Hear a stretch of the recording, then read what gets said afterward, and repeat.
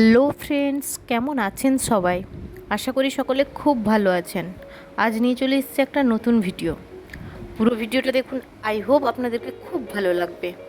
তো আপনারা আগের ভিডিওতে দেখেছিলেন আমরা এসেছিলাম মায়ের মাসির মেয়ের ঘর।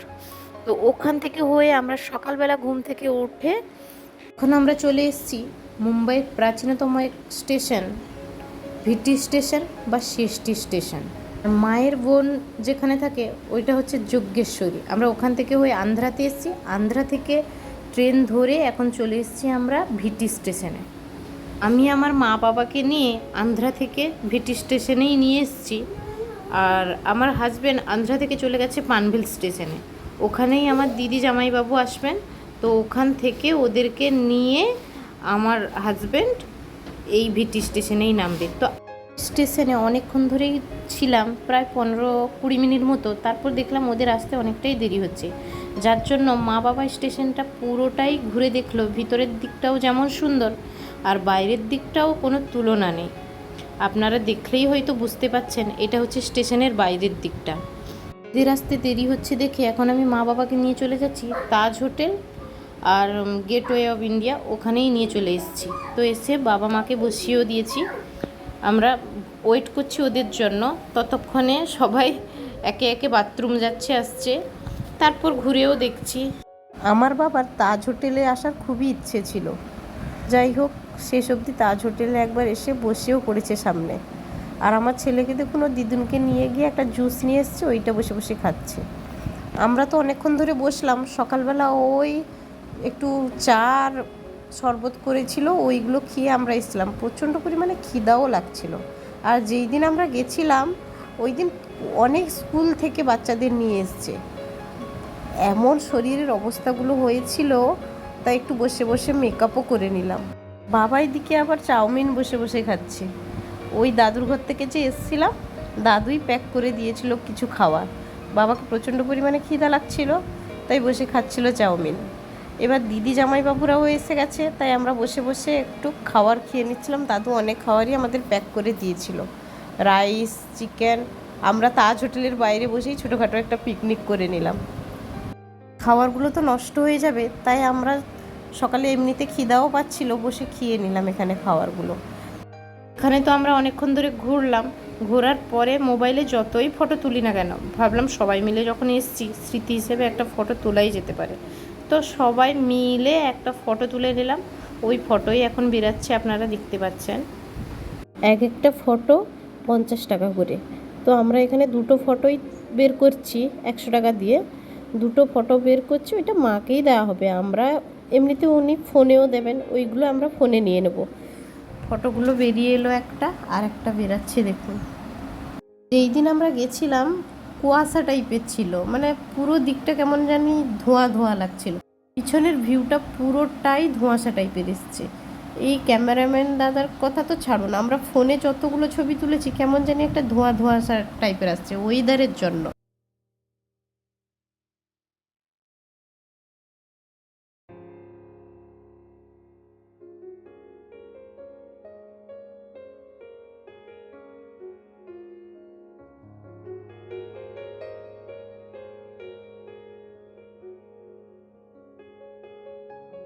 যাই হোক, আমাদের দুটো ফটোই বের করানো হয়ে গেল।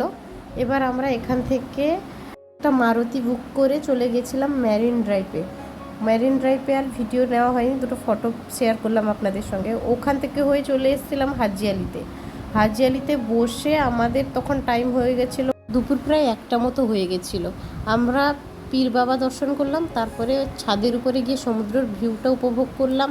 নিচেও যেমন সুন্দর লাগছিল আর উপরে এসেও সুন্দর লাগছিল, অনেক বড় জায়গা কিন্তু। তারপর জামাইবাবু আরও পাও কিনে নিয়ে এসেছিলো, আর ছিল ওনাদের একটু মটন, ওই দিয়ে ওরা খাচ্ছিল। মা আরও চা খেয়ে নিল। দুপুরের খাওয়াটা আমরা এখানে খেয়ে তারপরে এইখানে হাজি আলির খুব কাছেই রয়েছিল লক্ষ্মী টেম্পল। তো ওখানেই আমরা গেছিলাম। আমরা তো পুজো দেবো না, কারণ আমরা খেয়েছি চিকেন টিকেন, তাই ঠাকুরের দর্শন নিয়ে বেরিয়ে এলাম। এখানে ভিতরে কিন্তু ফোন অ্যালাউ ছিল না, তাই তেমন ভিডিও আরও করতে পারিনি। বাইরে জুতো রাখার স্ট্যান্ড ছিল, ওখানে সবাই জুতো রেখে ভিতরে গেছিলাম। ওখানেই এসে এখন সবাই জুতো টুতো পরে নিচ্ছি। ঠাকুরের কাছে নমস্কার করার সময় ব্রাহ্মণ মশাই একটা লোটাস ফুল দিয়েছে, দেখুন কি সুন্দর লাগছে না ফুলটা। এখান থেকে আমরা আবার একটা মারুতি বুক করে যাচ্ছি সিদ্ধিবিনায়ক টেম্পল। মুম্বাইয়ের ফেমাস বা গণেশ ঠাকুরের সবথেকে বড় মন্দির সিদ্ধিবিনায়ক টেম্পলে এখন চলে যাচ্ছি আমরা।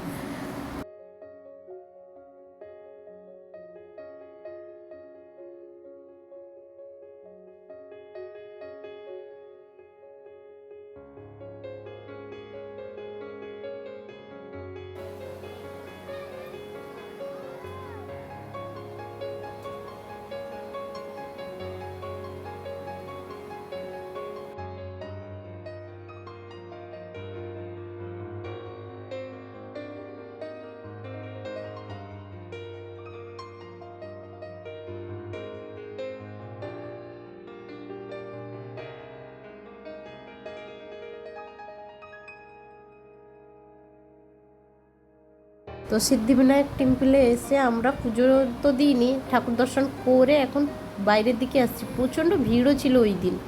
বিল্ডিংগুলো দেখুন কত বড় বড় উঁচু। এখন আমরা চলে যাচ্ছি আবার মারুতি নিয়ে। আমার মামা থাকেন মালাটে, ওখানে তো পৌঁছে গেছি। এখানে পৌঁছাতে পৌঁছাতে অনেক রাতও হয়ে গেছিলো, আর তেমন কারোর শরীরও ভালো ছিল না। যাই হোক, রাত্রে খাওয়া দাওয়া কমপ্লিট করে আমরা ঘুমিয়ে গেছিলাম।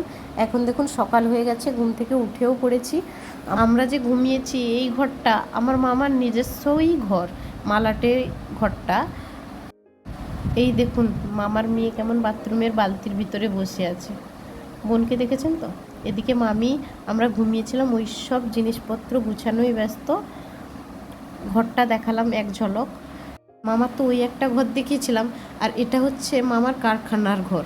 এটা নিচে রান্না বান্না হয়, আর আরেকজন মামাকে হেল্প করে, ওই মামা মামি থাকেন, আর উপরে কারখানা। এই দেখুন বাবা, আমার ছেলেকে দেখুন, সবাই এখানে বসে আছে। এটা আমাদের তার পরের দিনের ভিডিও। আমরা সকালবেলায় রুমে যাওয়ার কথাই ছিল, কিন্তু মামা খুব জোর করলেন। দুপুরের খাবার খেয়েই আমরা রুমে চলে যাব। মামি এখন কত কিছু রান্না করছে দেখুন, দেখেছেন? ডিমের তরকারি হচ্ছে এখন, আরও কত কি রান্না করে রেখে দিয়েছে দেখুন। ইলিশ মাছ, চিংড়ি মাছ, তাছাড়া মটন, আরও মাছের টক, মানে এমন কিছু বাকি ছিল না, অনেক কিছুই রান্না করেছিল। তো ওনারা আরও একটা নতুন ফ্ল্যাট কিনেছে ওই মালাটেই, যেখানে দুটো রুম আছে বা দুটো ঘর রয়েছে, ওখানে পাশেই একটু গেলেই। তো মামাকে তো একটু দেখালাম, অবশ্যই বুঝতে পারলেন উনি আমার মামা।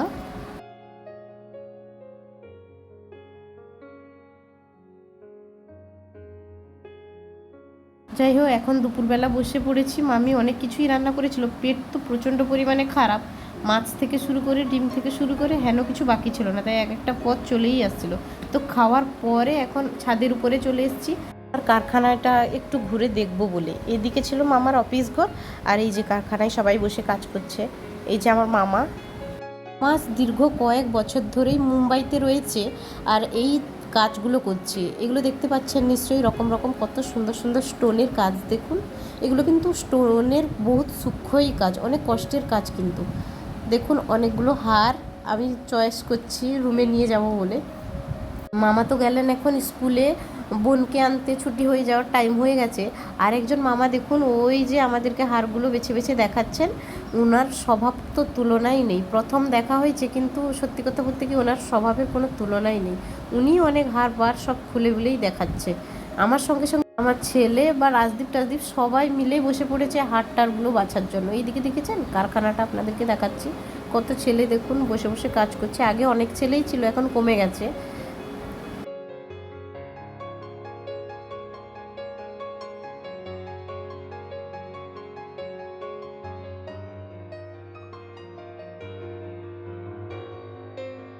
তো দেখুন অনেকগুলো বেছে নিয়েও নিলাম। এগুলো হচ্ছে চোকারগুলো, তাছাড়া অনেকগুলো হারও নিয়ে এসেছি, ওইগুলো আর দেখানো হয়নি। তো এইসব ছেলেরা দেখুন বসে সব কাজ করছে কারখানায়।